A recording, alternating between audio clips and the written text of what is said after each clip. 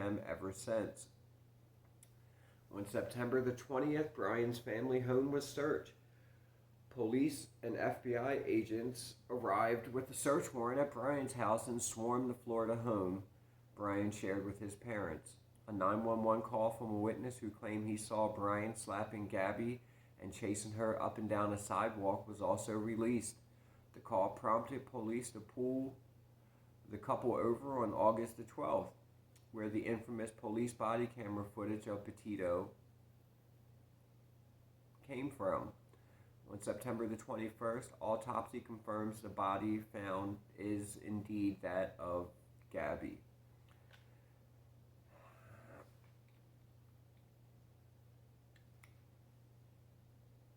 As the manhunt for Brian continues in Florida, Teton County Coroner Dr. Brent Blue's initial determination in Petito's death is a homicide. The cause of death remains pending a final autopsy result. Investigators returned to a massive Florida nature preserve to search for Brian on Tuesday. He remains at large. September the 22nd, divers joined the search for Brian. They think that he may have committed suicide and drowned himself. The search team returned to a Florida nature park to look for Brian. Northport Police spokesman Jonathan Taylor says the search resumed around 8 a.m. Wednesday at the 24,000-acre wilderness park. That's a lot of ground to cover. Investigators say Brian's parents told him he had gone there after returning home without Gabby on September the 1st. A dive team joined the search, which includes thousands of acres of forbidding, swampy, subtropical terrain with alligators, snakes, turkey, deer, and other wild creatures. There are more than 100 miles of hiking and horseback riding trails. On September the 23rd, police finally issued an arrest warrant for Brian. A federal arrest warrant was issued for Brian in connection with his activities after the death of Gabby. The U.S. District Court of Wyoming issued the warrant and the indictment on Wednesday related to Brian's unauthorized use of a Capital One debit card and PIN code with the attempt to defraud between August 30th and September the 1st. Basically make it look like Gabby was doing those transactions when she was indeed most likely already dead, at a value of $1,000 or more. Meanwhile, a fifth day of searching at a massive wilderness park in Florida yielded no results in the manhunt for Brian. On September the 25th, as the search for Brian stretched into the second week, two separate rewards totaling $30,000 have been offered for anyone who provides law enforcement official with Brian's whereabouts. Money does make people talk. The following day, September the 26th, there was a memorial service held for Gabby. The family and friends of Gabby gathered in the Holbrook, New York, on Long Island to honor her memory 1 week after the 22-year-old remains were found in a national park in Wyoming. In a eulogy, Joseph Petito described his daughter as a happy girl who people would gravitate towards. She made others feel welcome, he said, and loved adventure and outdoors. Whether it was scuba diving, hiking, the Appalachian trails, again, they were both outdoorsy people. They knew how to live off of the grid. I want you to be inspired by Gabby. That's what we're looking for, her father said. If there was a trip that you guys want to take it now. Take it while you've got the time. If there is a relationship that you're in that might not be the best thing for you, leave it now, he said in apparent reference to his daughter's relationship with Brian. Petito's stepfather, Jim Smith, also gave eulogy, telling those gathered parents aren't supposed to bury their children. It's not how this is supposed to work. Richard Stafford, an attorney for the Petito family, said that the family is asking for donations for a future Gabby Petito Foundation in lieu of flowers. On September the 27th, Brian's parents speak out. The parents of Brian say they do not know where their son is and hope the FBI can locate him. The statement from their attorney came as the FBI said Monday they will dial down with large-scale search efforts for Gabby Petito's fiancé as the manhunt enters a second week. Authorities collected personal items from Brian's home in Florida and hope that they can use DNA samples to help solve the case. Here we are, September the 29th. She's missing for a month now. We've already found her body. Brian's missing for a month now. Gabby Petito's family held a sometimes emotional press conference as the FBI manhunt continues for her fiancé.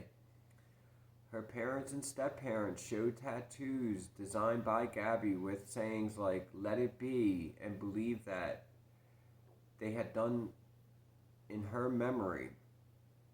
They avoided answering some questions, particularly about Brian.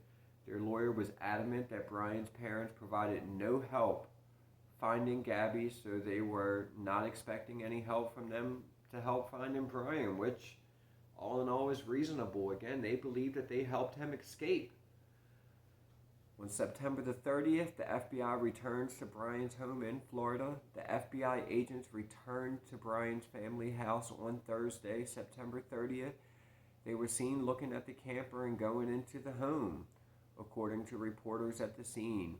The attorney for Brian's family says the FBI is collecting some personal items that belongs to Brian that will assist the canines in the search for Brian.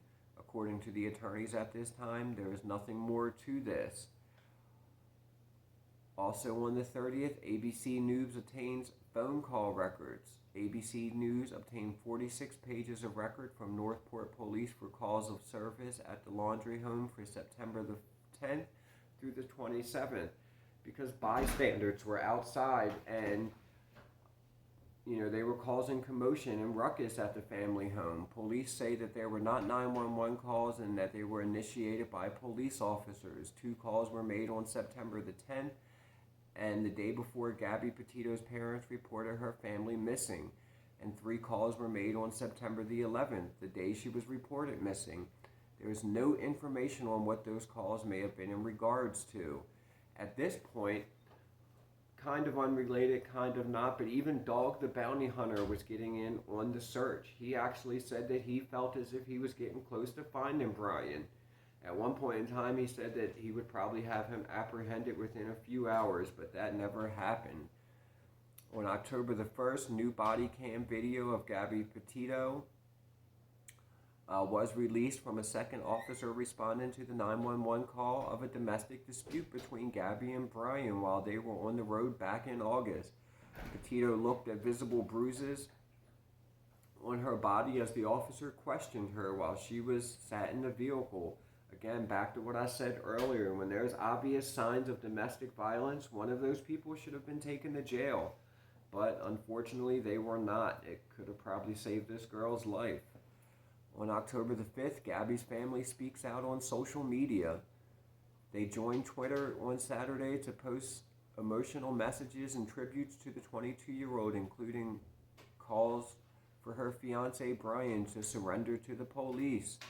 A course of tributes were posted Saturday by Gabby's immediate family, many of whom joined Twitter to remember Gabby, but also urged her fiancé to turn himself in.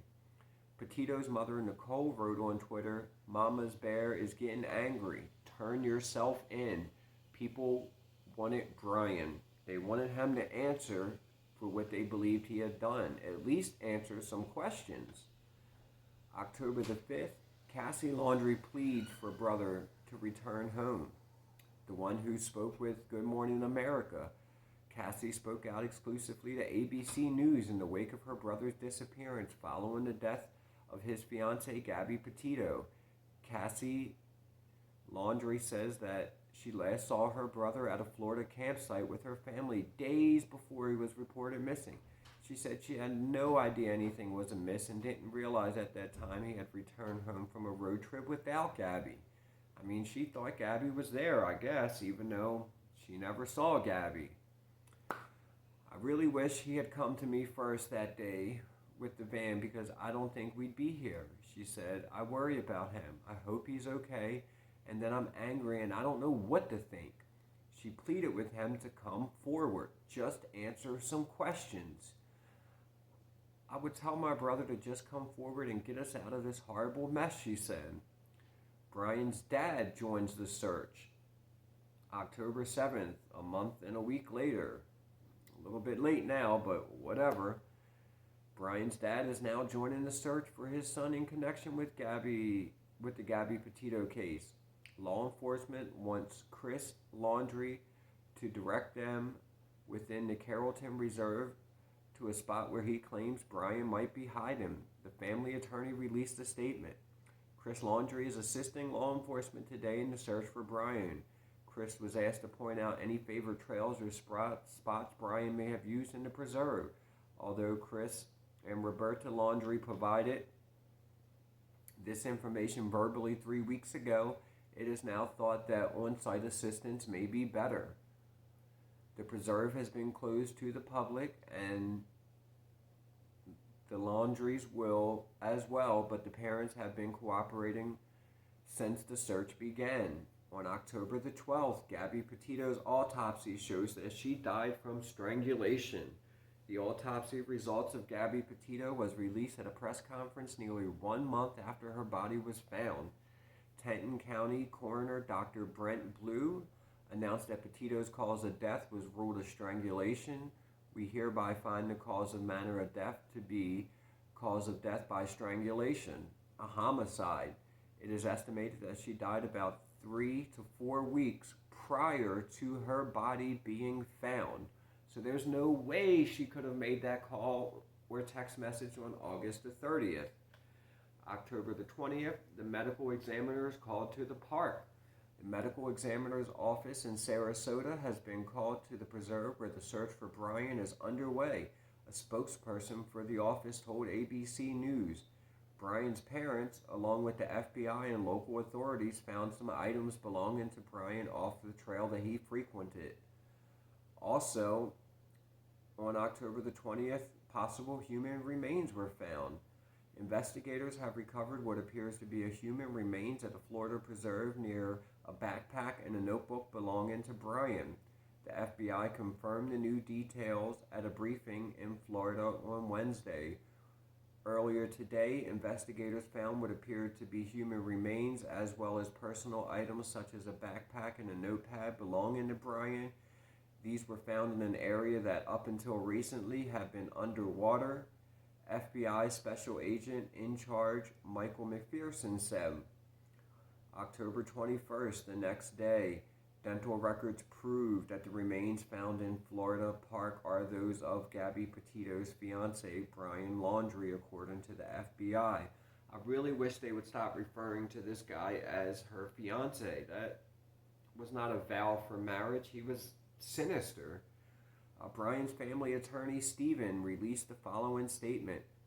Chris and Roberta Laundrie have been informed that the remains of the body found yesterday in the reserve are indeed Brian's. We have no further comments at this time, and we ask that you respect the Laundrie's privacy at this time.